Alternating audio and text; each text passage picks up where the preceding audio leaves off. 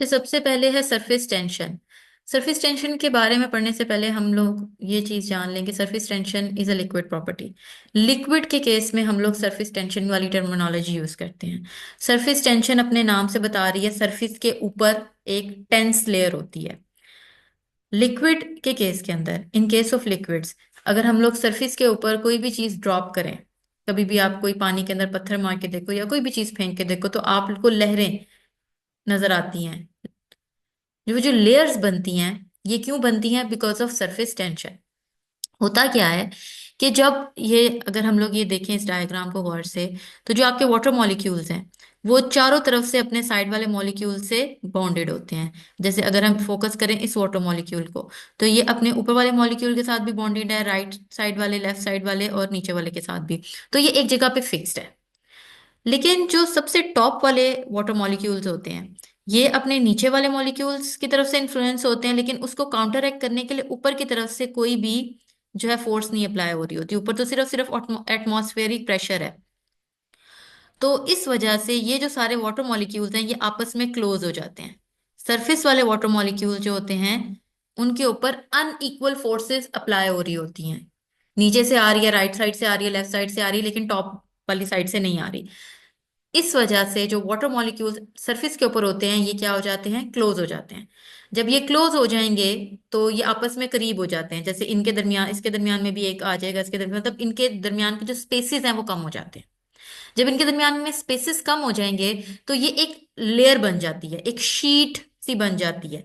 ये शीट जो होती है ये नीचे वाले वाटर से डिफरेंट प्रॉपर्टीज होती हैं इसकी। ऊपर जो लेयर होती है वो क्या होती है? एक शीट की तरह की होती है। ठीक है। तो वाटर के सरफेस के ऊपर इस वाटर मॉलिक्यूल्स की वजह से जो प्रॉपर एक लेयरिंग होती है, जो एक प्रॉपर एक फोर्स अप्लाई होती है, that is called surface tension.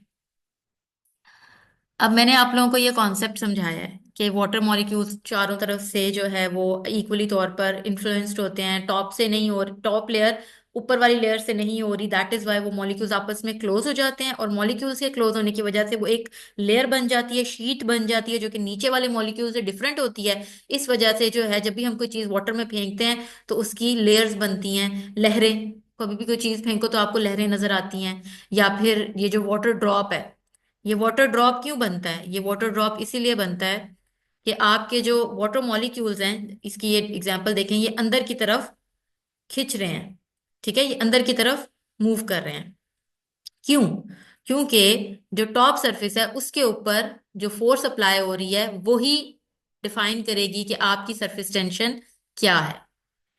अब इसमें अगर हम लोग एक चीज देखें कि आप लोगों ने इसमें ये जो कॉन्सेप्ट समझा है, इसको आप लोगों ने एग्जाम में कैसे लिखना है, तो सबसे पहले आपने इसकी डेफिनेशन लिखनी है। This is the definition. इसको आप लोग अंडरलाइन भी कर लें और इसके साथ आप लोग जो है वो डेफिनेशन की हेडिंग भी लगा लें। सरफेस टेंशन है क्या? Force acting over the surface of liquid. Force जो इसके ऊपर अप्लाई हो रही है, ठीक है, per unit length of the surface. Per unit length, her length के ऊपर। फोर्स का यूनिट क्या है? न्यूटन। एरिया का क्या है? Metre square. तो ये इसका हो गया फॉर्मूला, और ये हो गया इसका यूनिट। इसके साथ आप लगाएं एफ डिवाइडेड बाय ए या F over A, force per unit area. Force ऊपर आएगी और उसको एरिया से हम डिवाइड करेंगे तो हमारे पास सरफेस टेंशन आ जाएगी। और यहाँ पे आप लोग लिख लें formula, and then third heading is unit. Unit क्या होगा? फोर्स का यूनिट है न्यूटन, और एरिया का मीटर स्क्वायर, तो न्यूटन पर मीटर स्क्वायर। अब ये N divided by M square है, इसको हम एन एम स्क्वायर माइनस, मतलब -2 भी कर सकते हैं। अगर ये बटे के नीचे है, जब इसको हम ऊपर लेके जाएंगे तो एन m-2 हो जाएगा ये। अब यही चीज जो मैंने आप लोगों को पहले एक्सप्लेन की है, ये एक्सप्लेनेशन में यहाँ पे भी बताई गई है कि जो वाटर मॉलिक्यूल्स हैं ये इंटरेक्ट करते हैं अपने साइड वाले मॉलिक्यूल से इक्वली। लेकिन जो सरफेस मॉलिक्यूल्स हैं ये एक्सपोज्ड, जो एयर को एक्सपोज होते हैं, they behave differently. Differently behave करेंगे क्योंकि इनके ऊपर, सरफेस के ऊपर जो है वो ज्यादा फोर्स है या कम फोर्स है, जो भी है, जो आपका एटमॉस्फेरिक प्रेशर ज्यादा है कम है, बस ये नीचे वाले मॉलिक्यूल से डिफरेंट बिहेव करेंगे। डिफरेंट बिहेव करने की वजह से surface molecules are compressed more tightly. ये आपस में क्लोज हो जाएंगे और forming a sort of skin. जैसे मैंने आपको बताया कि एक पूरी लेयर बन जाती है ऊपर, with less distance between them compare to the molecules below, और इनके दरमियान में डिस्टेंस कम हो जाता है नीचे वाले मॉलिक्यूल्स की निस्बत। तो यही चीज जो है ये आप लोगों को बताई जा रही है कि आप लोगों के नीचे वाले मॉलिक्यूल्स इक्वली जो है वो अट्रैक्टेड हैं, इन्फ्लुएंस्ड हैं, ऊपर वाले टॉप वाली लेयर नहीं है। दैट इज वाई ये मॉलिक्यूल्स आपस में क्लोज हो जाएंगे। क्लोज होने की वजह से इनकी प्रॉपर्टीज डिफरेंट हो जाती हैं। तो molecule on surface of the liquid are attractive only sideways and towards and interior. ये जो हैं ये सिर्फ और सिर्फ राइट साइड और लेफ्ट साइड से अट्रैक्ट हो रहे हैं, और ये अंदर की तरफ ज्यादा खींचते जा रहे हैं ना, क्लोज हो रहे हैं तो अंदर की तरफ ज्यादा खींचते जा रहे हैं। इनके अंदर की तरफ, इस डायग्राम को देखें, इनके अंदर की तरफ ज्यादा खींचने की वजह से ये ड्रॉप बनता है। ये जो ड्रॉप बन रहा है, वाटर ड्रॉप, ये क्यों बनता है? क्योंकि ये जो वाटर मॉलिक्यूल सरफेस के ऊपर है, ये जो सरफेस के ऊपर इस बाउंड्री के ऊपर जो वाटर मॉलिक्यूल्स हैं, ये अंदर की तरफ ज्यादा अट्रैक्टेड हैं। ये खिंचते चले जाएंगे एक दूसरे की तरफ। इनकी ये देखे ना, एक बाउंड्री बन गई है। अंदर वाले मॉलिक्यूल दूर दूर है, जो बाउंड्री वाले हैं वो ज्यादा करीब है। तो वाटर की as such surface tension compare to other liquid सबसे ज्यादा है। और ये आप लोगों को एक एमसीक्यू भी आ सकता है कि जो particular round shape of water drops है ये क्यों होती है? Because of the surface tension of water. अब सबसे पहले बच्चे आप लोगों ने क्या डेफिनेशन थी ये, अब आपका कॉन्सेप्ट समझने वाला है। किसी बच्चे ने इसको याद करना है कॉन्सेप्ट को, तो आप याद करके भी लिख सकते हो। अगर किसी ने क्वेश्चन में नहीं अटेम्प्ट करना तो कोई मसला नहीं, ये टोटली आप लोगों पे है, क्योंकि इसको लिखे बगैर भी आप लोगों का 5 नंबर का सवाल कंप्लीट हो जाता है।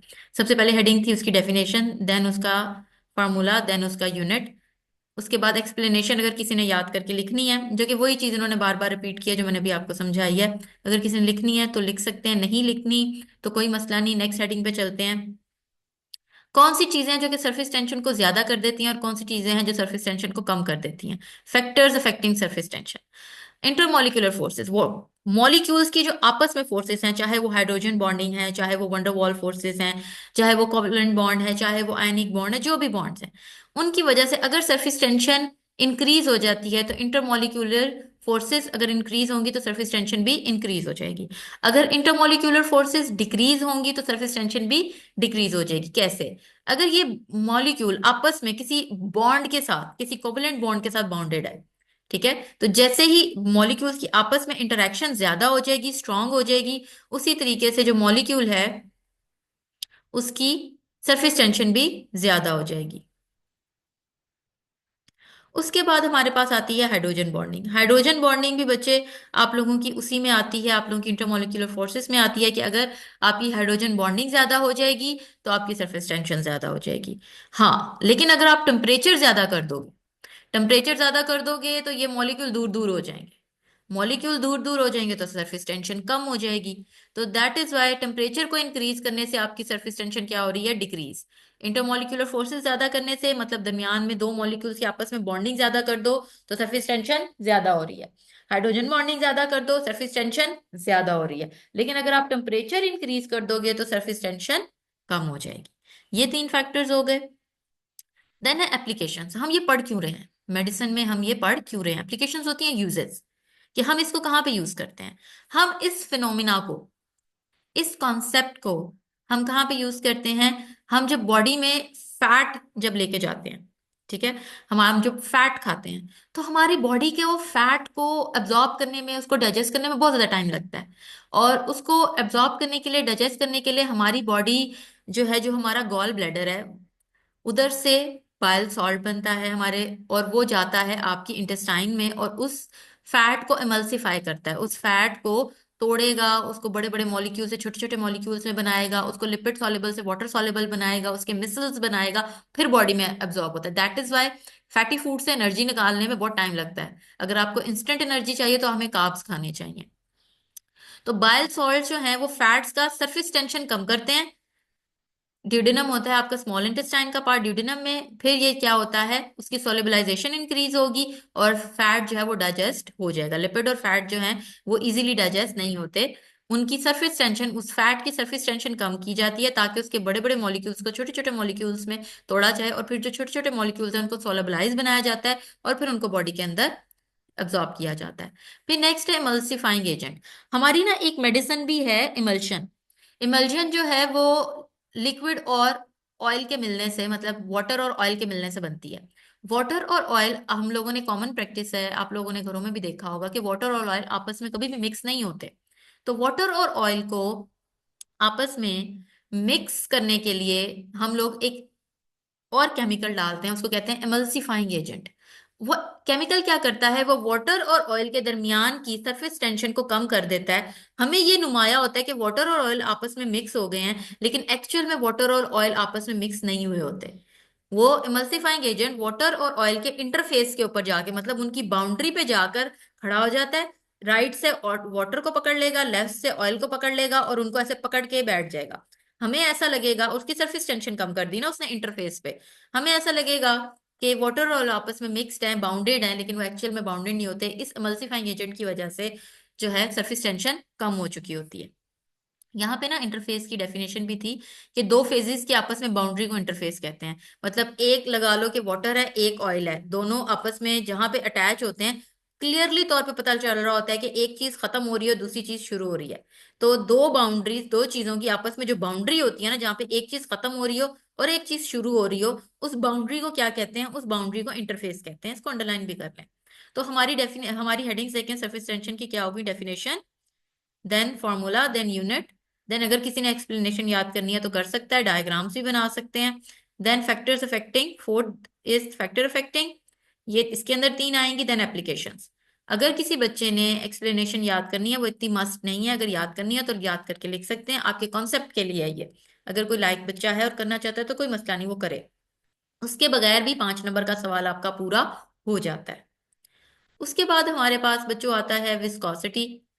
विस्कोसिटी जो है, इसका आप लोगों का एक प्रैक्टिकल भी है, इंशाल्लाह आप लोगों को प्रैक्टिकल भी करवाएंगे।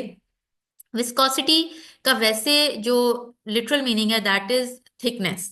ठीक है, आपको अगर कॉमन लैंग्वेज में मैं समझाऊं तो ये भी एक लिक्विड प्रॉपर्टी है, जैसे सरफेस टेंशन एक लिक्विड प्रॉपर्टी थी, विस्कोसिटी भी लिक्विड प्रॉपर्टी है। विस्कोसिटी क्या करती है, विस्कोसिटी किसी भी लिक्विड के, किसी भी लिक्विड फॉर्म के गाढ़ेपन को बताती है।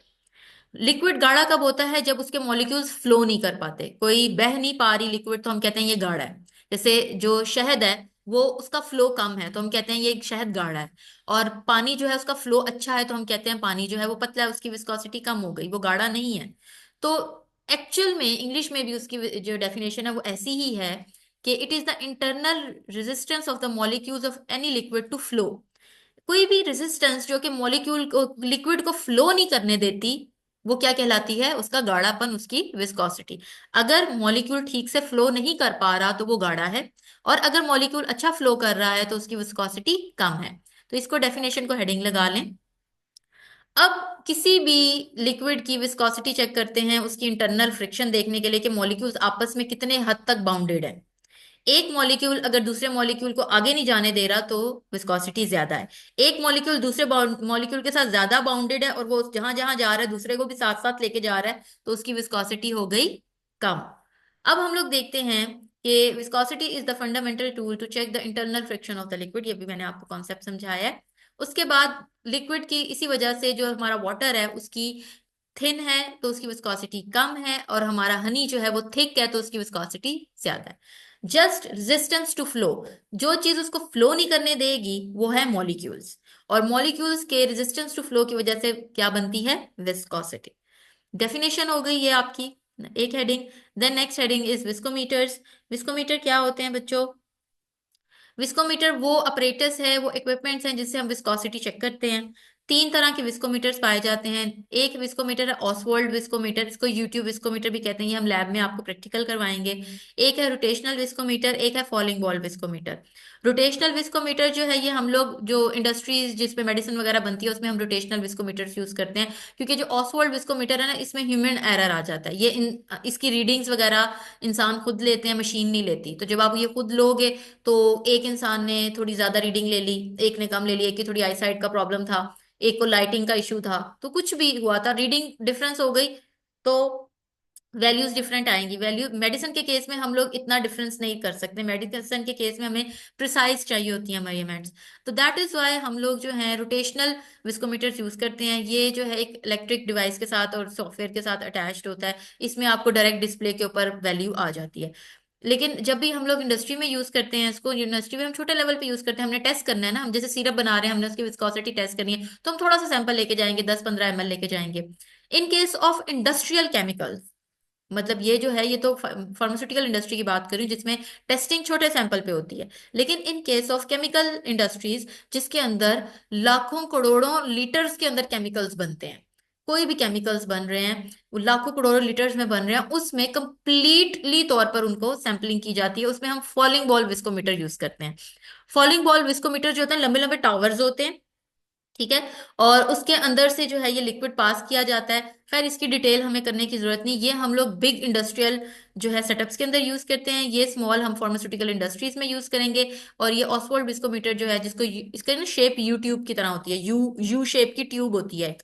तो इस वजह से इसको यूट्यूब जो है विस्कोमीटर भी कहते हैं। ये हम लोग लैब्स में यूज करते हैं, कॉमन प्रैक्टिसेस में हमारी लैब में भी आपको लोग ऑसवाल्ड विस्कोमीटर यूज करोगे। देन हमारे पास आता है फैक्टर्स अफेक्टिंग विस्कोसिटी, कि कौन कौन सी चीजें विस्कोसिटी को ज्यादा कर देती हैं और कौन कौन सी चीजें विस्कोसिटी मतलब गाढ़ेपन को कम कर देती हैं। तो टेम्परेचर, जब भी आप देखो कि आप किसी गाढ़ी चीज को थोड़ा गर्म करो या नीम गर्म करो तो वो पतली हो जाती है, शहद को थोड़ा सा नीम गर्म करो वो थोड़ा सा पतला हो जाता है। तो मेन चीज ये है, जैसे कोई भी चीज जमी हुई है उसको हीट करो तो उसकी विस्कोसिटी जो है वो कम हो जाती है। तो जैसे ही हम टेम्परेचर इंक्रीज करते हैं विस्कोसिटी डिक्रीज हो जाएगी। अगर साइज ऑफ मॉलिक्यूल एक जैसा है, मतलब जो शेप है वो एक जैसी है, तो होमोजीनियस हुआ। होमोजीनियस हुआ तो उसकी विस्कोसिटी कम ही है। रेगुलर शेप में विस्कोसिटी कम होती है, regular shape viscosity is less. लेकिन इरेगुलर शेप है, एक स्टार की शेप का है, एक जो है वो राउंड है, एक टूटा फूटा सा है, मतलब डिफरेंट इरेगुलर शेप्स हैं उसकी मॉलिक्यूल्स की, जिसका हम लोगों ने विस्कोसिटी चेक करनी है। वो लिक्विड मॉलिक्यूल जिसके मॉलिक्यूल्स जो हैं, जो लिक्विड हमें दिया गया है एज अ सैंपल चेक करने के लिए कि इसकी विस्कोसिटी फाइंड आउट करें, उसके मॉलिक्यूल का जो स्ट्रक्चर है, जो उसके मतलब उसके अंदर अगर 1 करोड़ मॉलिक्यूल्स हैं तो 1 करोड़ मॉलिक्यूल्स के स्ट्रक्चर ही डिफरेंट है। तो ऐसे मॉलिक्यूल की विस्कोसिटी ज्यादा होती है, ऐसे लिक्विड की विस्कोसिटी ज्यादा होगी। देन साइज, छोटे मॉलिक्यूल्स होंगे तो विस्कोसिटी कम होगी, बड़े मॉलिक्यूल्स होंगे तो विस्कोसिटी ज्यादा होगी। क्यों? क्योंकि छोटे मॉलिक्यूल होंगे तो जल्दी जल्दी फ्लो कर जाएंगे, बड़े बड़े मॉलिक्यूल्स होंगे तो उनको फ्लो करने में थोड़ा टाइम लगेगा, तो मतलब वो गाढ़े हैं। देन हमारे पास दो चीजें हैं, पहले हम लोगों ने इसको समझना है कि एडहेसिव फोर्स क्या होती है और कोहेसिव फोर्स क्या होती है। जब भी आपके लिक्विड है, अगर हम लोग मैं आपको इसी डायग्राम से इसको समझाऊं, ये देखें, ये आपके एक बीकर के अंदर लिक्विड लिया हुआ है। दो मॉलिक्यूल्स की आपस में फोर्सेस होती हैं कोहेसिव फोर्सेस। ये जो ये इस मॉलिक्यूल की इस मॉलिक्यूल के साथ दरमियान में जो फोर्सेस हैं ये क्या हैं? Cohesive forces. और मॉलिक्यूल की जो सरफेस जिसके अंदर उसको कंटेन किया हुआ है, जैसे इस बीकर में लिया हुआ है, इसके साथ ये जो ये फोर्स लग रही है that is adhesive forces. Molecule इस एडहेसिव फोर्सेस को मॉलिक्यूल की उस सरफेस के साथ चिपकने की सलाहियत भी कहते हैं। इस मॉलिक्यूल की इस सरफेस के साथ चिपकने की सलाहियत को भी एडहेसिव फोर्सेस कहते हैं। तो अगर हम एडहेसिव फोर्सेस बढ़ा दें, अगर हम इस मॉलिक्यूल के साथ इसके सरफेस की एडहेसिव फोर्स बढ़ा दें, तो मॉलिक्यूल को तो ये बहने ही नहीं देगा, फ्लो ही नहीं करने देगा, अपने साथ चिपकाए रखेगा। ठीक है। तो अगर एडहेसिव फोर्सेस बढ़ जाती हैं तो मॉलिक्यूल फ्लो नहीं कर पाता। तो एडहेसिव फोर्सेस के बढ़ने के केस में, stronger the adhesive forces greater would be the viscosity, क्योंकि वो उसके साथ चिपका ही रहेगा और वो फ्लो नहीं कर पाएगा, तो वो क्या है, उसकी विस्कोसिटी भी ज्यादा है। देन कोहेसिव फोर्सेस की अगर हम बात करते हैं, तो मॉलिक्यूल्स आपस में, ये फोर्सेस कौन सी होती हैं? जो मॉलिक्यूल्स की आपस की फोर्सेस होती हैं। ठीक है। कोहेसिव फोर्सेस कौन सी फोर्सेस होती हैं? जो मॉलिक्यूल्स की आपस की फोर्सेस है। एक मॉलिक्यूल दूसरे मॉलिक्यूल के साथ किस फोर्स के साथ अटैच है, ये किस फोर्स के साथ बॉन्डेड है। तो जैसे मैंने अभी आपको डायग्राम में दिखाया था, तो अगर कोहेसिव फोर्सेस ज्यादा है, मतलब एक मॉलिक्यूल दूसरे मॉलिक्यूल के साथ ज्यादा स्ट्रांगली बाउंडेड है, तो जहां पे एक मॉलिक्यूल मूव करेगा दूसरा मॉलिक्यूल भी उधर ही चला जाएगा, तो फ्लो अच्छा हो गया। अगर कोहेसिव फोर्सेस मतलब एक मॉलिक्यूल की दूसरे मॉलिक्यूल के साथ इंटरेक्शन बहुत ज्यादा है, मतलब ग्रेटर द कोहेसिव फोर्सेस, अगर कोहेसिव फोर्सेस मतलब दो मॉलिक्यूल्स की आपस की फोर्सेस बहुत ज्यादा हैं, तो एक मॉलिक्यूल जहां जहां मूव करेगा दूसरा मॉलिक्यूल भी उसके साथ वहां वहां मूव कर जाएगा। तो दैट इज वाई जब कोहेसिव फोर्सेस ज्यादा होती हैं तो विस्कोसिटी लो हो जाती है, क्योंकि वो जल्दी फ्लो कर रहा है। और जब एडहेसिव फोर्सेस ज्यादा होती हैं, जब वो चिपक गया एक जगह पे और वो फ्लो नहीं कर पाता, तो विस्कोसिटी भी ग्रेटर हो जाती है, बढ़ जाती है। बच्चे ये ना आप लोगों को ये बहुत विस्कोसिटी वाला बहुत इंपॉर्टेंट है, आपको इन 5 टेक्निक्स 6 टेक्निक्स के अंदर से ना इस चैप्टर में से एक टेक्निक जरूर आनी है।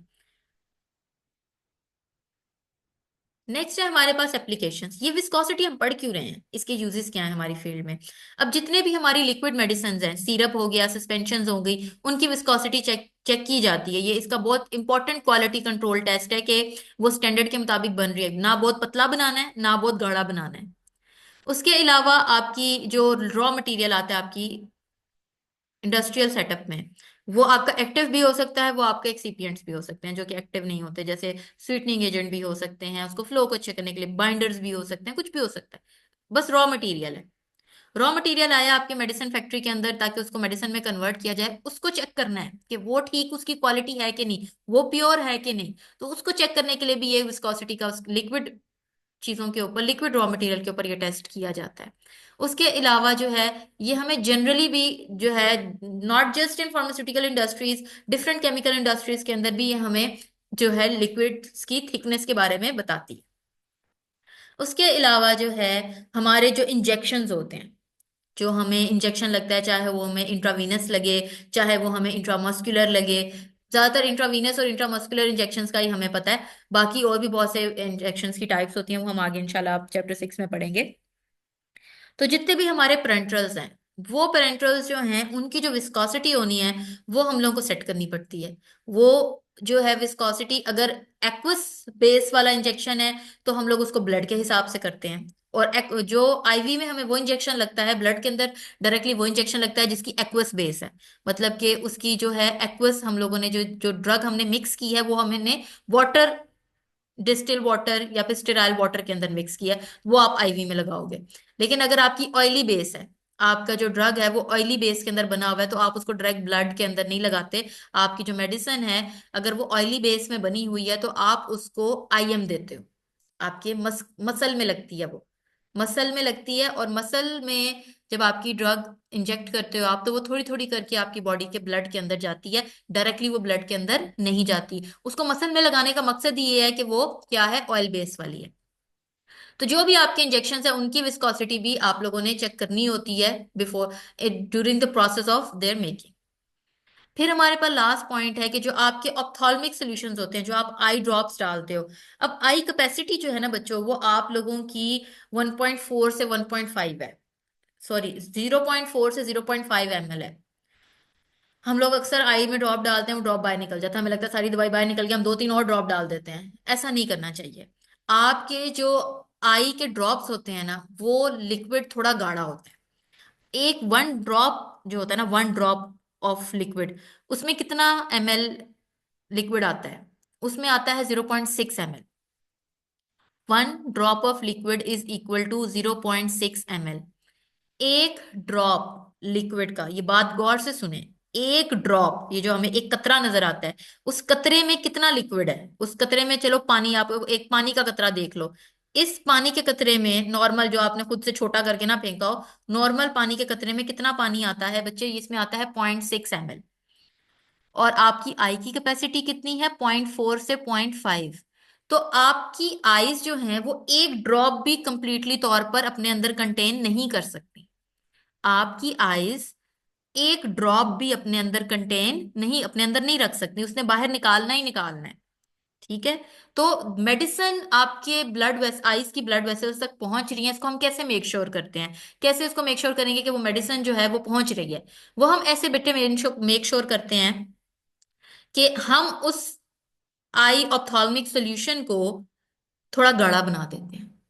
थोड़ा सा उसको क्या कर देते हैं, उसको विस्कस बना देते हैं। इतना गाढ़ा नहीं कि वो आंखों आपकी उंगलियों में चिपक जाए और आपके ड्रॉपर से ही ना निकले, नॉर्मल सॉल्यूशन से उसको गाढ़ा बनाते हैं। तो क्या होता है, जब आप आईज में आई ड्रॉप डालते हो, चाहे वो लिक्विड बाहर निकल जाए, लेकिन जहां जहां पे उसने लगना था, ऑब्वियसली वो टच करके ही पूरी सरफेस को रिमूव हुआ है, तो वहां वहां पे वो चिपक गया है, स्टिक कर गया।